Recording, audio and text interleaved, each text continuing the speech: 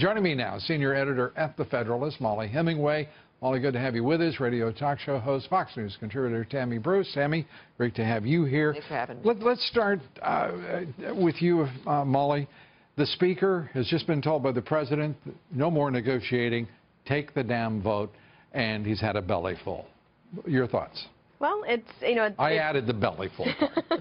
There's something to be said for just having a vote on this. They got a lot of good news today. They learned that they could repeal more than they thought through the Senate reconciliation process. That keeps the Freedom Caucus on board. You can get some moderates on board as well. And if it fails, that's also not the worst thing in the world, too, because it might be time to just start over from the beginning and actually do a much better job with this whole process.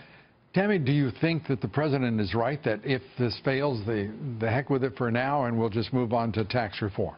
I think that is his art of the deal. I think he needs to convey to these children that he's not going to baby them anymore. And this is what also is great, and Sean Spicer mentioned this as well, that they're not going to have this vote in the dead of night. They're going to do it in the daytime so every American can see that debate and how every one of those people votes and how they behave.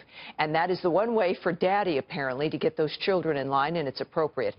Paul Ryan said, with your lead in that, they've been promising this for 7.5 years. That's his problem. They now need to act, and they need to do it. Well, there's another problem, I think, too, Mollie, and that is that instead of 7.5 years, the proper time frame is a little under 2 years that Paul Ryan's been Speaker, and he's done nothing.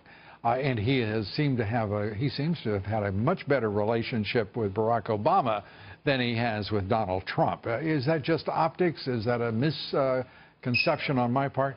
No, I think people keep seeing this as a battle between Trump and the Freedom Caucus. I really think it's a battle between the Freedom Caucus and Republican leadership that didn't do a very good job of handling what to do with this bill. The promise has always been to repeal Obamacare. That's what Trump wants. He doesn't, I don't think he really cares about the particulars. He just wants a good bill passed through. It was the job of the Speaker to know how to do that. He wants lower premiums, he wants lower costs, and he wants more people covered with better care. Right, and you didn't need to actually pretty straightforward. You didn't need to have it come out perfectly in the House. Right.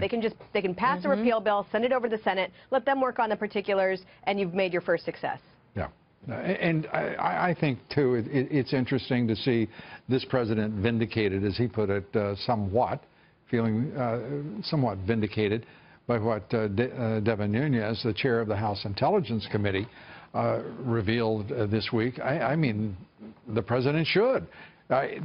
To know that American citizens were unmasked by one of the two agencies that were before the committee just Monday, and the President of the United States was surveilled coincidentally, as the chairman put it, that's nonsense. Look, it's outrageous. We're supposed to believe the Obama administration spied on every single American through the NSA at one point or another, except for Donald Trump and the transition team.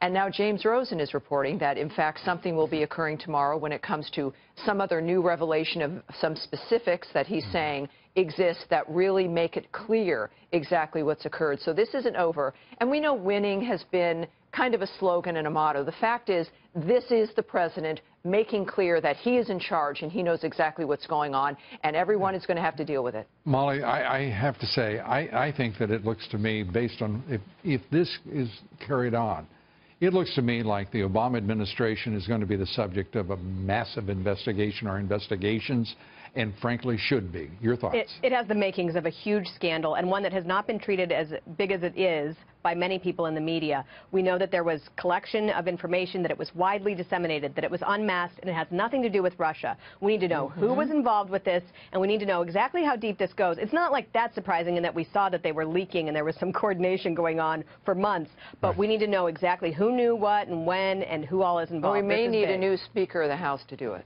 And, well, if we need it, I'm sure we can get it.